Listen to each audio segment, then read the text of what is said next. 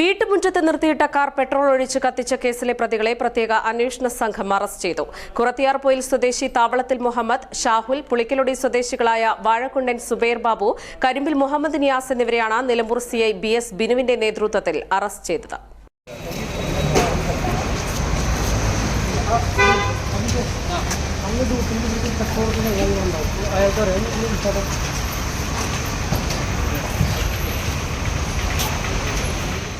വീട്ടുമുറ്റത്ത് നിർത്തിയിട്ട car petrol ഒഴിച്ച് കത്തിച്ച കേസിലെ പ്രതികളെ പ്രത്യേക അന്വേഷണ സംഘം അറസ്റ്റ് ചെയ്തു.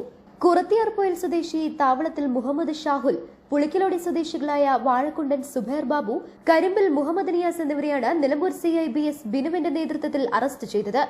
കഴിഞ്ഞ ഡിസംബർ 1 കോടതിപ്പടിയിൽ വെച്ചാണ് കേസിനാസ്പദമായ സംഭവം നടന്നത്. വീടിന് സമീപം വെച്ച് ബൈക്കിൽ വന്ന പ്രതികൾ നിരന്തരം ഹോണടിച്ച് ശല്യമുണ്ടാക്കിയത് പരാതിക്കാരനും സുഹൃത്തും ചോദ്യം ചെയ്തിരുന്നു. തുടർന്ന് ഇതിനെ ചൊല്ലി വാക്തർക്കമുണ്ടാവുകയും മടങ്ങിപ്പോയ പ്രതികൾ സമീപത്തെ പമ്പിൽ നിന്നും പെട്രോൾ വാങ്ങി പുലർച്ചെ 1:30 മടങ്ങിവന്ന് വീട്ടുമുറ്റത്ത് നിർത്തിയിട്ടിരുന്ന കാർ പെട്രോൾ ഒഴിച്ച് തീ കത്തിക്കുകയായിരുന്നു.